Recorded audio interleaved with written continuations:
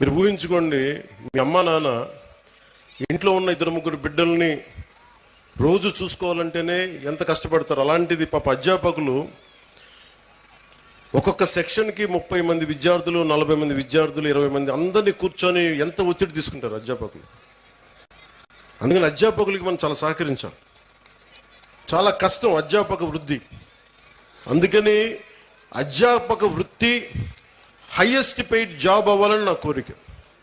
ఆ రోజు జరుగుద్దా నాకు తెలియదు, కానీ నా ప్రయత్నం నాకు చేస్తాను.